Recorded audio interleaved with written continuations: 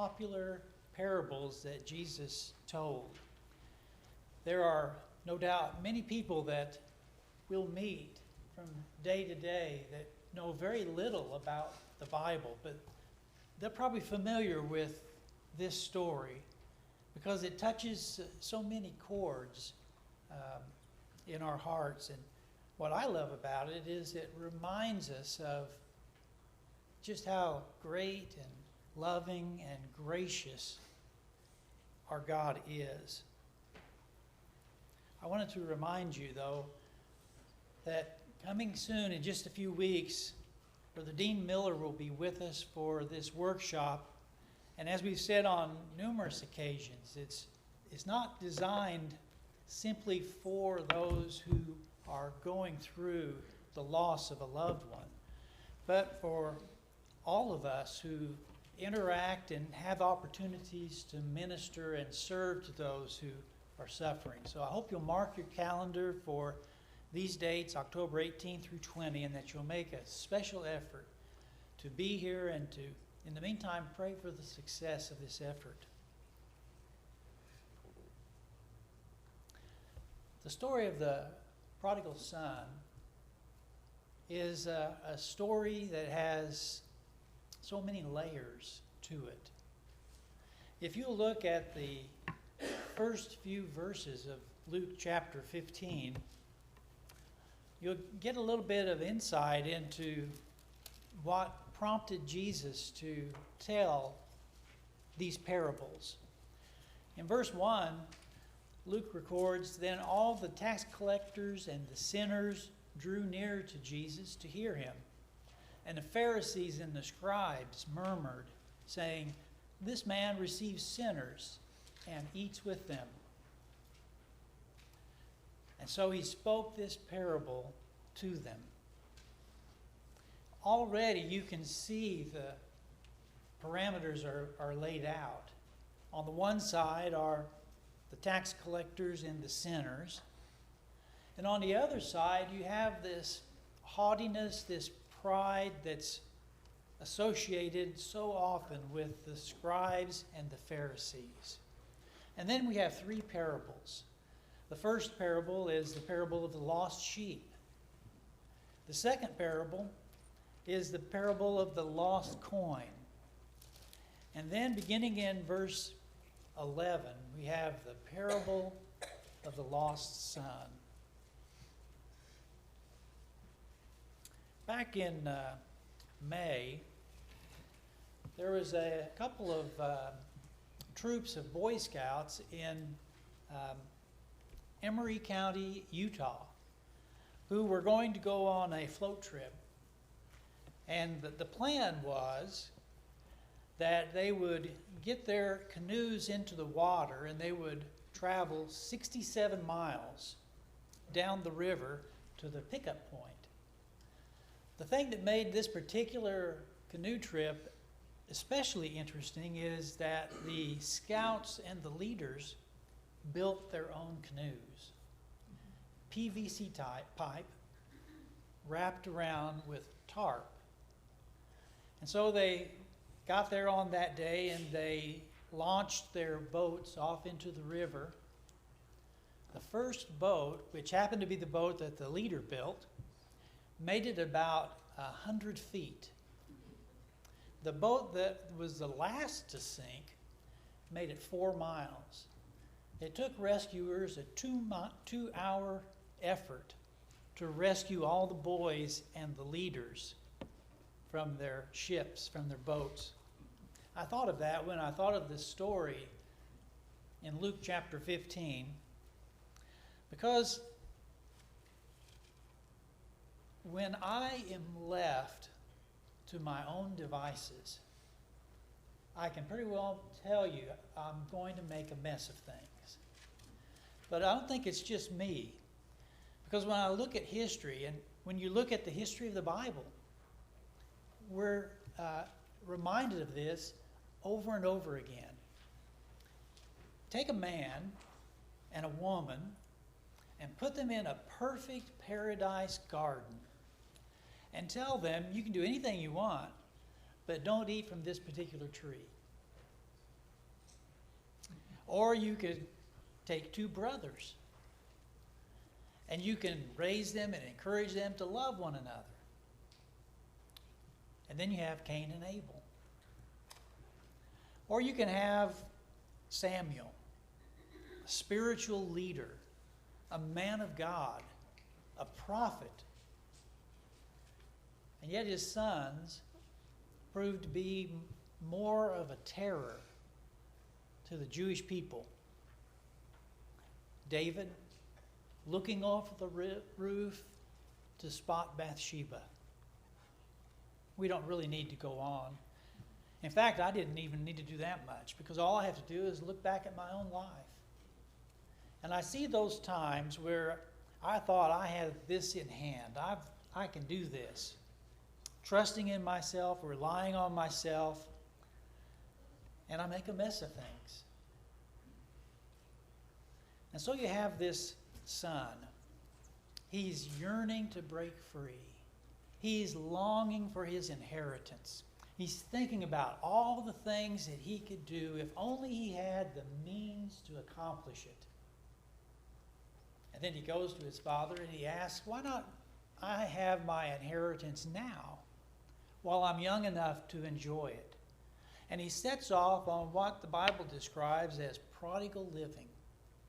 The very first thing he threw away was being like his father. I remember as a teenager that same desire. I wanted to be different. I didn't want to be like Dad. But you know, the last few years of his life, that's all I really wanted to be. To be like Dad. And so off he went. And the world embraced him. The world encouraged him. The world was there to help him spend his money, to drain him of all of his resources. And then when they had pulled everything out of him that he had to give, discarded him to watch over pigs. It's really difficult to think socially of a more embarrassing position to occupy for a Jewish man than to be a swine herder. And not only that,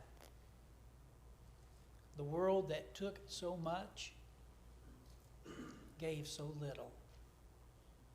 And he yearned for the slop that he was feeding the pigs. But no man gave him anything. And then he remembered. He remembered his father. And he said to himself, you know, my father's servants have it better than this. So I'm going to go back to my father, and I'm going to beg him to allow me to be his hired servant.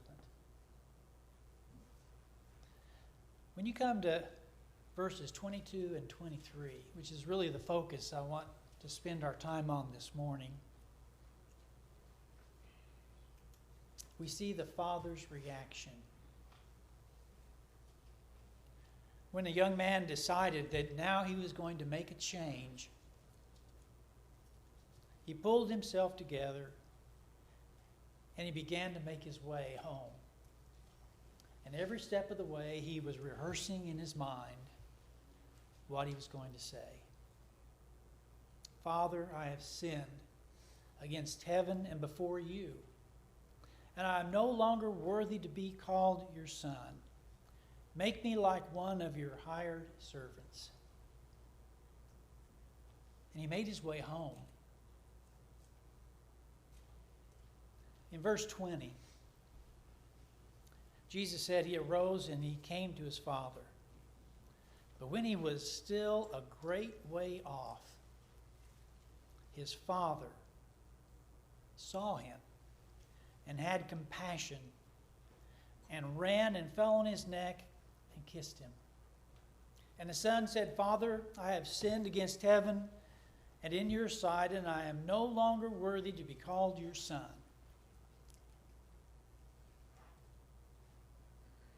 He didn't even have a chance to finish what he had prepared in his mind. And the father said to his servants, "Bring out the best robe." When you think about the best robe, I think about Joseph. Remember his coat of many colors? It was probably actually a coat with elaborate sleeves. And when you have here the father saying, "Bring out the best robe," it's probably the father's own robe that is going to be fetched. And this particular rendition is from the New King James Version. If you happen to have the ESV, some other version, you might have inserted in here, "Bring quickly." That was the command. And notice who he said it to. His servants. The people that the son was hoping perhaps to be. But the father would not stand for it. You can feel his love. You can feel his forgiveness. You can feel and you can see grace in his words. Bring out the best robe. What I really love about this text is, if you go back to verse 20, it's a little phrase, but there's a lot of impact in it if you think about it within the culture of the day. In verse 20 it says that the father saw him a great way off and had compassion, and then here's the word, he ran and fell on his neck. For a Jewish older man, it was considered disgraceful to run. You were to be dignified at all times. But just as that son who ran to be like the world, wanted to throw away everything that reminded him of his dad, he wanted to be like the world. He wanted to fit in. He wanted to be somebody special in the eyes of the world. But now when the tables are turned, you see that same reverse desire of the father. He runs eagerly. Forget about how other people might think of him. Forget about what the world might say. He ran and fell on his neck and kissed him.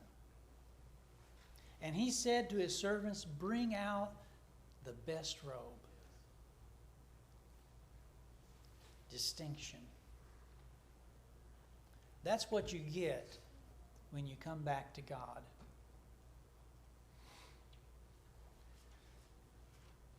And then the father said, "Put a ring on his hand and sandals on his feet." The ring is probably the signet ring. It was like the signature of authority. And the sandals are important as well, because most servants, especially household servants, they didn't wear sandals. Sandals were reserved for the family. Not the servants, but the sons. Not only did the prodigal son, when he came back to his father, get distinction, but he got restoration. Forgiveness. Allowed him to reset his relationship, but not to displace it. He wanted only to be a servant. But when his father fell on his neck, and when his father kissed him and rejoiced that he was home, there was restoration. Oh, how great is the love of our Father. The story is told of General Patton. He was an extremely proud man, and on one particular occasion he visited some troops in Egypt during the Second World War. And while he was in the tent, the officers were pouring out alcoholic beverages in little army cups. And Patton came into the tent, and as they were pouring this, they gave him one. And the very first thing he did, without thinking perhaps, this is coffee, is he poured in some cream. And then the people said to him, the guys around him were kind of kidding him, says, you just poured cream in your drink. And he says, that's the way I like my drink. The one thing that he couldn't do was say those three words: I was wrong.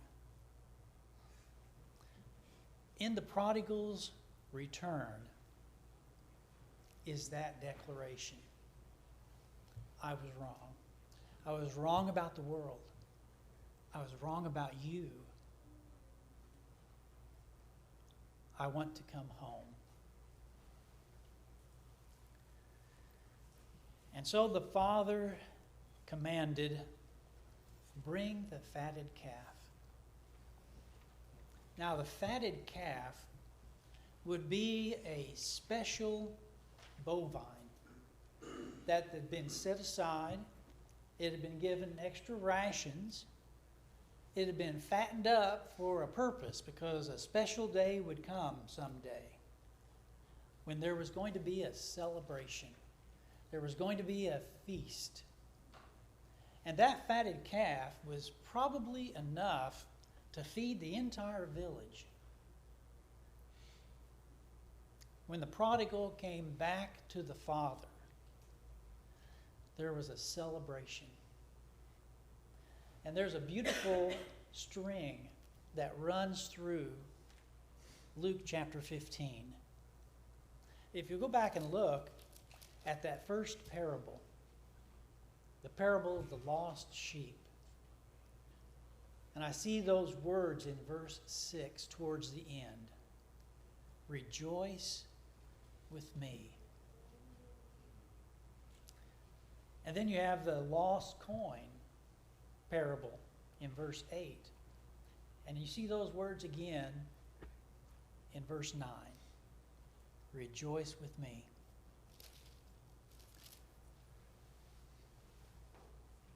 So the father said, bring the fatted calf here and kill it, and let us eat and be merry. Rejoice.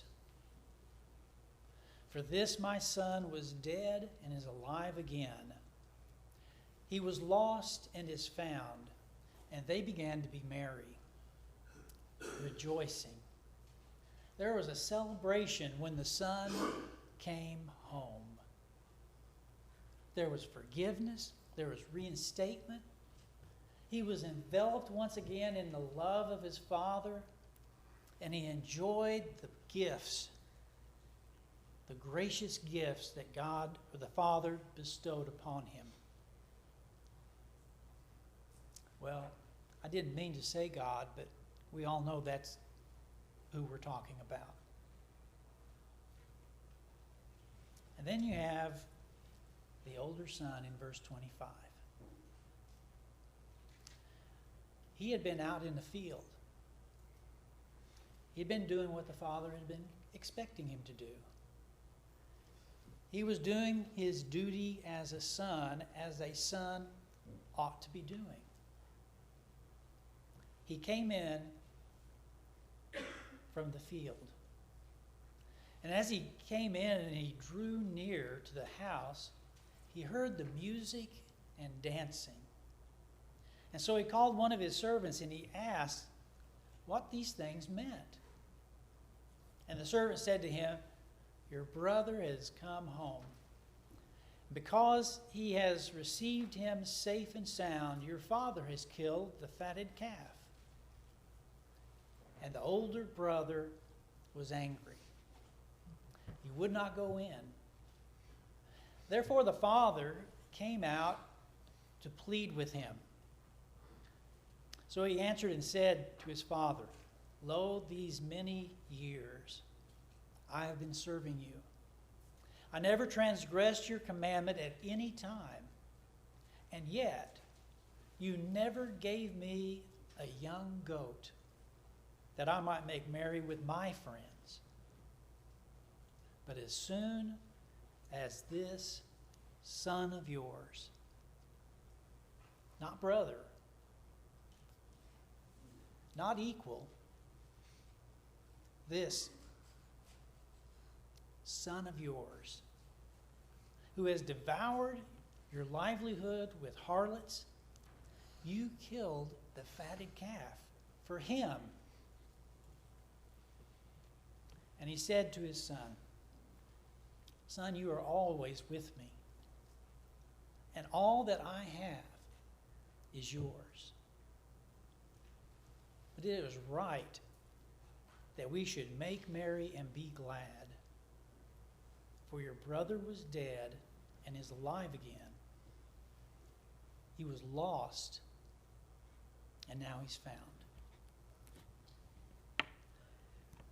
And I think back to the opening verses of Luke chapter 15. The tax collectors and the sinners, and the scribes and the Pharisees. In God's plan, they would be a family. In God's plan, there would be distinction, restoration, and celebration. But for that to happen, they all had to come home to the Father. I was a little bit amused when I first read of Dylan Jake, who is a real estate agent in Florida. And if you're going to sell houses, one of the things you have to do is push the value of the location, because that means everything in real estate. Location, location, location. So he was going to try to sell some property. He describes it in the ad. It's located in a nice, quiet area, surrounded all around with residential houses. There are a lot of expensive homes in the area, and the neighborhood is a neighborhood that you would love to be in. This is the ad that he placed online. Come and build your dream home. When I look at this picture, especially after having read Jesus' parable of the prodigal son, I can see my life without God. He knows my weaknesses. He knows my faults. He knows my sins. He knows everything about me that is unattractive and bad. And yet he calls for me to come home. Because when you come home, you find the love and grace of God. A robe, a ring, a sandal, the fatted calf. It's a celebration. A celebration that the dead have been restored to life. When you think about your relationship with God this morning, do you need to come home to God? He's watching. He's eager. He's anticipating your decision. And rest assured that he is watching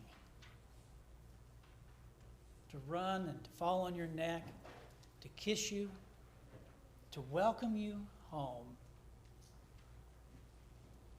to look forward to the promise of an eternity with Him in heaven. If you're outside of Christ this morning, won't you come home to the Father? If your faithfulness is weakening, come home to the Father and celebrate salvation as we stand and sing together.